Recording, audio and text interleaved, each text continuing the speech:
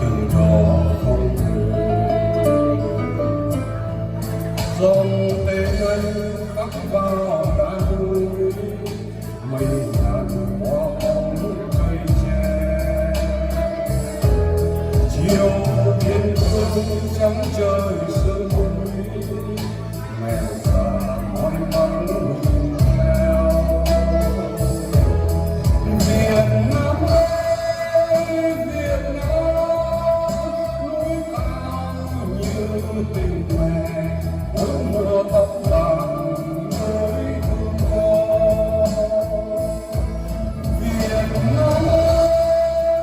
Việt Nam ngọn núi nơi anh ngã xuống rực cháy lên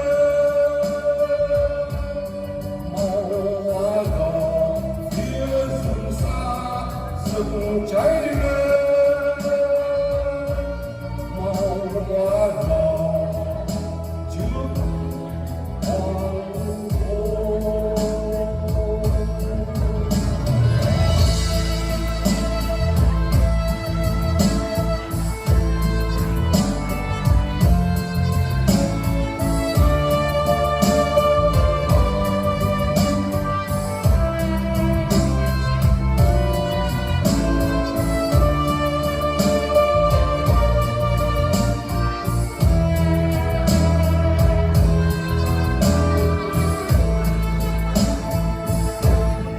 hôn.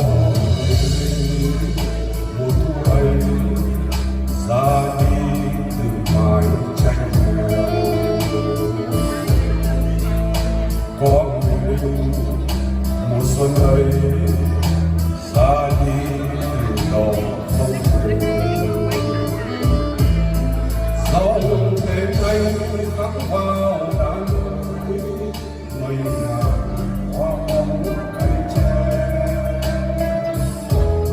chiều biên cương trắng trời sương núi mẹ già mỏi mắt nhìn theo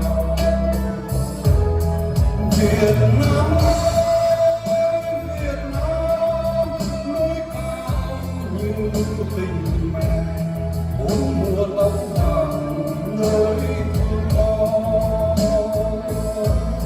Việt Nam ơi Việt Nam